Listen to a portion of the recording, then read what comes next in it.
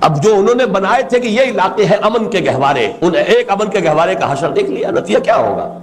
وہ چاہتے یہ ہے کہ ان کے پاؤں یہاں سے اکھڑ جائیں،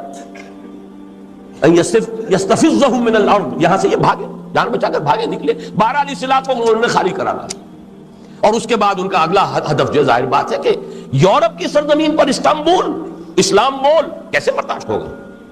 اور جس طریقے سے رشینز اب ان سربز کی پشت پناہی پر آ رہے ہیں، یہ نسلیت اور مذہبیت دو چیزیں جمع ہو جائیں تو اس سے زیادہ تو خطرناک شے دنیا میں کوئی ہے نہیں۔ یہ ہے در حقیقت جو آنے والے حالات و واقعات ہیں اس علاقے کے۔ ادھر سے عیسائی آنسلاٹ ہوگا، جو حدیث میں الملحمۃ العظمیٰ جس کا حوالہ دیا گیا ہے، جو آرمگیڈون ہے عیسائی روایات میں، وہ بہت بڑی جنگ ہوگی، اور اس وقت جب یہ کہ مسجد شہید ہوگی، جو فنڈامنٹل مسلمان ہے وہ کھڑا ہوگا، وہ احتجاج کرے گا، اس کو سب سے پہلے تو اپنے حکمران بھونیں گے، اور رہی صحیح کسر جو عیسائی اور یہ یہودی جو ہے یہ پوری کریں گے۔ یہ تو سیناریو ہے آنے والے دور کی دھندلی سی ایک تصویر دیکھ، جو علامہ اقبال نے کہا تھا،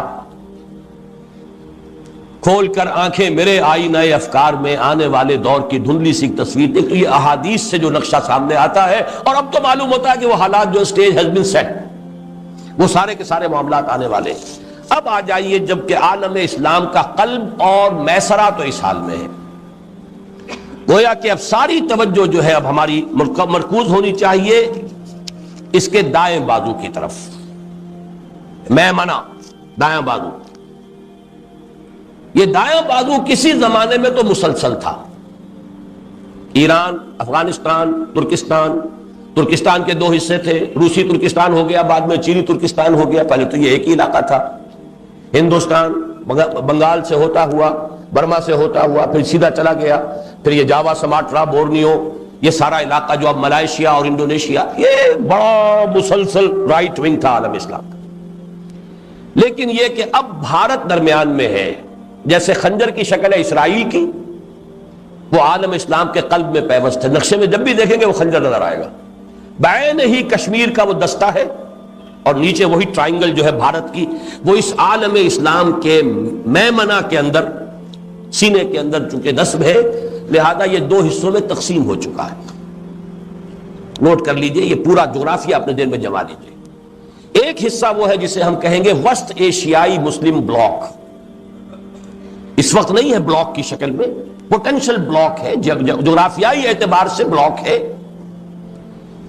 ایران، افغانستان، پاکستان، اور ان کے بارے میں ذرا یہ تشبیہ میرے ذہن میں آئی ہے، آپ کو بھی منتقل کر رہا ہوں، اور چونکہ اب یہ ریکارڈنگ ہو رہی ہے، اس کے ذریعے سے یہ بات ہم انشاءاللہ دور دور تک پہنچائیں گے، اسی لیے بعض باتیں جو میں نے پہلے کہی ہیں دہرا رہا ہوں۔ نقشے پر دیکھیں گے تو پاکستان اور ایران ایسے ہیں جیسے رحل کے 2 بازو ہوتے ہیں، اور جیسے اس کے اندر قرآن رکھا ہوتا ہے، ایسے افغانستان جو ہے اس رحل کے اندر رکھا ہوا ہے، یا یوں کہ یہ 2 بازوؤں کے درمیان گود میں پاکستان اور ایران کی گود میں افغانستان ہے۔ اور جیسے افغان کا جو ہے اوپر پگڑ بہت بڑا ہوتا ہے،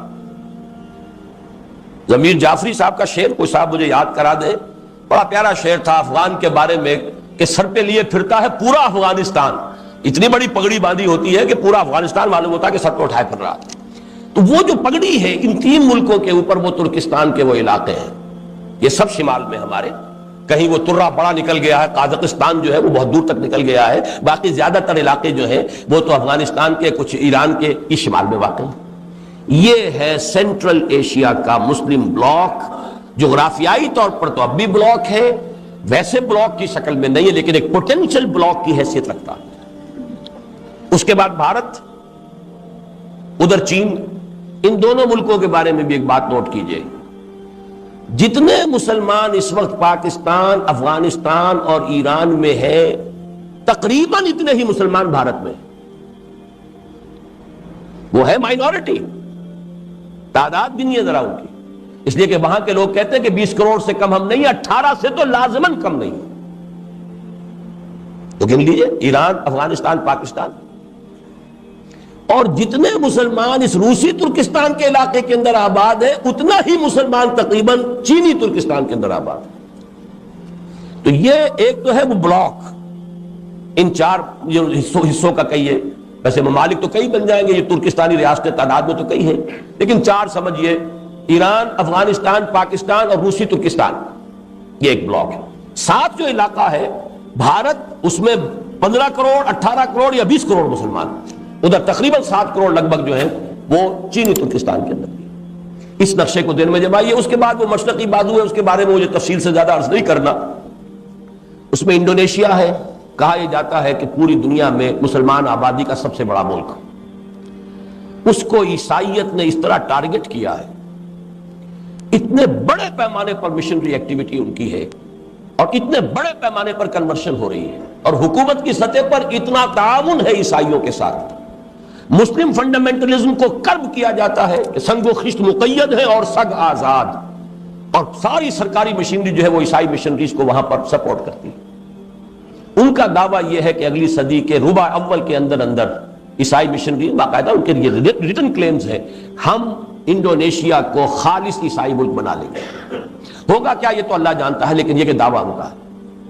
ملائیشیا ہے، بڑا اچھا ملک ہے، بڑے صاف ستھرے لوگ ہیں، سیدھے، لیکن یہ کہ ایک تو چھوٹا ملک، کوئی حیثیت نہیں. دوسرے یہ کہ وہاں چینی جو ہے مائنورٹی بڑی ایکٹیو ہے. اس کے بعد بنگلہ دیش ہے، بہرحال وہ ہمارا ہی جسم کا ایک حصہ ہے سابق. وہاں پر بھی جو سیکولرزم ہے اس کا تقریباً فیصلہ کن غلبہ ابھی ہے، واللہ عالم. لیکن یہ کہ بیچ میں بھارت ہے. اس لیے اصل جو میں سمجھتا ہوں کہ وہ یہ جو پوٹینشل جو ہے وسط ایشیائی مسلم بلاک، یہ ہے کہ جس پر ہماری توجہ کو مرکوز ہونا چاہیے. اس میں خاص طور پر 2 حدیثیں جو میں نے اس سے پہلے کئی مرتبہ نوٹ کرائی، آج پہ نوٹ کر لیجیے. ایک تو وہ حدیث کہ جو سنن ابن ماجہ میں ہے حضرت عبداللہ ابن حارث رضی اللہ تعالی عنہ سے، کہ حضور نے فرمایا صلی اللہ علیہ وسلم، یخرج ناس من المشرق یعطئون للمہدی یعنی سلطانہ. مشرق سے لوگ آئیں گے، نکلیں گے، جو جب وہاں پہ بھٹی دہکے گی مڈل ایسٹ میں، اور وہاں پر مسلمانوں کی قیادت ایک صاحب کے ہاتھ میں ہوگی جن کے بارے میں پیشن گوئیاں ہیں. وہ مہدی کا لفظ جو ہے اس سے وہ شیعوں والے مہدی کو آپ قیاس نہ کیجئے، بہرحال مسلمانوں کے قائد ہوں گے. اللہ عطا فرمائے کہ خون اسرائیل آ جاتا ہے آخر جوش میں، توڑ دیتا ہے کوئی موسیٰ طلسم سامری. تو خون اسماعیل محمد الرسول اللہ صلی اللہ علیہ وسلم، دودہ محمد صلی اللہ علیہ وسلم میں سے اللہ اٹھا دے گا کسی کو. وہ کوئی امام غائب نہیں ہے جو حاضر ہوں گے، اس وقت پیدا ہوں گے، ہو سکتا ہے پیدا ہو چکے ہوں، اور اس لیے کہ اب دور نہیں ہے معاملہ. بہرحال جب وہاں پر وہ بھٹی دہکے گی تو مدد کے لیے یہاں سے جائیں گی فوجیں، جو ان کی حکومت وہاں قائم کریں گی. اس کا مطلب ہے یہاں پہلے کچھ ہو چکا ہوگا تب نہ. یخرج ناس من المشرق، مشرق جزیرہ نما عرب کا مشرق یہی ہے. وہ کیا کریں گے؟ یعطئون للمہدی، وہ فتح پر فتح حاصل کرتے ہوئے، منزل پر منزل مارتے ہوئے آئیں گے اور مہدی کی مدد کریں گے، اور وہاں یعنی سلطان ہی اس کی حکومت قائم کریں گے. دوسری حدیث ہے، یہ چونکہ سنن جامع ترمذی کی روایت ہے، بہت اہم ہے اس اعتبار سے، اور راوی حضرت ابو ہریرہ ہے رضی اللہ تعالی عنہ. اور اس میں مشرق کا لفظ نہیں ہے، ایک علاقے کا نام ہے. یخرج من خراسان رایات سود لا يردها شيء حتى تنصب بإيلیا. رواہ الترمذی رحمہ اللہ عن ابی ہریرہ رضی اللہ عنہ. خراسان کے علاقے سے فوجیں نکلیں گی، علم برآمد ہوں گے، سیاہ علم، انہیں کوئی واپس نہیں کر سکے گی، کوئی طاقت ان کا منہ نہیں پھیر سکے گی. وہ بڑھتے چلے آئیں گے یہاں تک کہ ایلیا میں وہ جھنڈے نصب ہو جائیں گے. اب یہ خراسان اور ایلیا حضور کے زمانے میں کسے کہتے تھے؟ ایلیا یروشلم کا نام ہے. سن 70 عیسوی میں ٹائٹس نے جب یروشلم کو بالکل منہدم کر دیا، ڈسٹرائے کر دیا، اس کا نام و نشان نہیں رہا تھا. کئی 100 سال بعد رومن ایمپرر ہیڈریان نے اسے دوبارہ تعمیر کیا تو اس کا نام ایلیا رکھا. یروشلم نام نہیں رکھا، ایلیا. عیسائی ہسٹری میں اس کا نام ایلیا ہے، حضور کے زمانے میں اس کا نام ایلیا تھا، یہی یروشلم. اور نمبر 2 خراسان کا علاقہ حضور کے زمانے میں وہ ہے جو میں نے ابھی جو آپ کو یہ مشرقی وسطی کا مسلم بلاک، مشرقی ایشیا کا مسلم بلاک جو بتایا ہے، اس کا قلب جو ہے وہ خراسان ہے حضور کے زمانے کا. پورا افغانستان اور کچھ علاقے پاکستان کے، افغانستان اور ایران کے اور ترکستان کے، یہ علاقہ حضور کے زمانے میں خراسان کہلاتا. ان دونوں حدیثوں کے حوالے سے اب بات یوں سمجھیے کہ اس وقت کا جو بھی نقشہ سامنے موجود ہے اسے بھی دیکھ لیجیے، اور حضور صلی اللہ علیہ وسلم کے فرمودات کا آئینہ جو ہے اس میں جس حقیقت کا انعکاس ہو رہا ہے. متفق گردید روئے رائے بو علی بارائے بن، بات تو ایک ہو گئی۔ اس پر جو مرکوز کیجئے اپنی توجہ کو، تو جو حقائق سامنے آتے ہیں، وقت کم ہو رہا ہے تو میں جلدی ذرا کروں گا۔ ان میں سے نمبر 1 ایران ہے۔ اگر ہم چلتے ہیں عرب سے مشرق کی طرف، تو ایران ایک اعتبار سے یہ بازی لے گیا ہے پورے عالم اسلام پر۔ ان کے مذہبی عقائد، ان کی فقہ سے ہمیں جو اختلاف ہے وہ ہے اپنی جگہ پر ہے، آپ کو معلوم ہے۔ میرے بارے میں کسی کو اشتباہ نہیں ہو سکتا اس اعتبار سے۔ میری جس درجے دشمنی رکھی گئی ہے، جس طرح میرے سر کا جو ہے مطالبہ ہوتا تھا، 2 ہی آدمی تھے پاکستان میں کہ جن کے سر مانگے گئے، ایک کراچی کے وہ شاہ بلیغ الدین صاحب اور ایک میں۔ تو اس حوالے سے وہ اپنی جگہ پر اختلاف ہے، لیکن اس حقیقت کا اعتراف کیے بغیر نہیں رہا جا سکتا، پورے عالم اسلام میں یہ واحد مسلمان ملک ہے جس نے بہرحال اپنی شریعت، اپنے عقائد کے مطابق ایک مذہبی انقلاب برپا کیا ہے۔ اور پورے عالم اسلام میں مذہبی سطح پر، حکومت کی سطح پر فنڈامنٹلسٹ صرف ایک ملک ہے، یا دوسرا جو ہے تھوڑا سا وہ ہے سوڈان، لیکن اس کی اہمیت اس لیے نہیں کہ وہ کسی عوامی انقلاب سے نہیں بنا، بلکہ وہ تو ایک فوجی انقلاب سے شکل بنی ہے جو بھی بنی ہے۔ اللہ کرے اس میں استقامت ہو، اس سے یقینی کوئی نتیجہ برآمد ہو جائے۔ خبریں بھی اچھی آ رہی ہیں، لیکن میں تو دنیا کا جو پرسپیکٹو ہے اس کے حوالے سے عرض کر رہا ہوں کہ اس پہلو سے ایران ان کا ٹارگٹ ہے، ٹارگٹ نمبر 1 ایک خاص اعتبار سے۔ ٹارگٹ نمبر 1 ایک دوسرے اعتبار سے ہم ہیں، وہ میں بعد میں عرض کروں گا۔ چونکہ حکومت کی سطح پر فنڈامنٹلزم ہے اور وہ آیا ہے ایک عوامی انقلاب کے نتیجے میں، پھر ان کے پاس تیل کی دولت ہے، اس کے خلاف اکنامک سینکشنز بھی ہو جائیں تو اگر لیبیا کھڑا ہو سکتا ہے تو بہرحال وہ بھی کھڑا ہو سکتا ہے۔ اور نقشہ وہ دنیا کو دکھا چکا ہے کہ لڑا دے ممولے کو شہباز سے، یہ نقشہ بھی اس نے دکھا دیا۔ یہ ہے ایران کا معاملہ۔ نمبر 2 پاکستان۔ پاکستان 400 برس کی تجدیدی مساعی کا امین ہے، امانت دار ہے۔ پورے ہندوستان میں مجدد الفسانی رحمت اللہ علیہ، شاہ ولی اللہ دہلوی رحمت اللہ علیہ، سید احمد بریلوی رحمت اللہ علیہ اور ان کا جہاد، پھر اس 20ویں صدی عیسوی میں یا 14ویں صدی ہجری میں علامہ اقبال جیسا مفکر، مولانا مودودی جیسا مصنف، مولانا الیاس جیسا مبلغ، شیخ الہند جیسا مجاہد حریت، پورے عالم اسلام میں ان کا پیرلل کوئی موجود نہیں۔ یہ 400 سال کی تاریخ ہے، اس کی امانت اور اس کے نتیجے میں یہاں کے مڈل کلاس میں فنڈامنٹلزم کا ایک نیوکلیس ہے، اگرچہ حکومت کی سطح پر کوئی پیش رفت نہیں ہو سکی آج تک، بلکہ اب تو پسپائی ہو رہی ہے، اب پیچھے ہٹ رہے ہیں۔ وہ ہمارے ان سیاسی جو بھی زعماء ہیں، جو جماعتیں ہیں، ان کی غلطی اور الیکشن ہی کو واحد میدان بنا کر اس کے اندر اپنا سارا وقت و توانائی اور قوتیں ضائع کر دینا، یہ ہے در حقیقت جس کا کہ یہ صدا مل رہی ہے کہ اس اعتبار سے تو پسپائی کی طرف ہے معاملہ، کسی پیش رفت کی طرف نہیں ہے۔ لیکن باہر والے تو دیکھتے ہیں نا کہ اندر کیا کچھ مواد موجود ہے۔ اگر مڈل کلاس میں وہ فنڈامنٹلزم کا بارود موجود ہے تو کسی بھی وقت اس کے اندر جو ہے وہ کوئی دھماکہ ہو سکتا ہے۔ دوسری بات جو ان کے لیے ایک اعتبار سے ٹارگٹ نمبر 1 ہمیں بنا رہی ہے، وہ ہمارا ایٹمک نو ہاؤ ہے۔ پورے عالم اسلام میں اور کسی کے پاس نہیں۔ اسلامی بم اگر بنے گا تو یہی بنے گا۔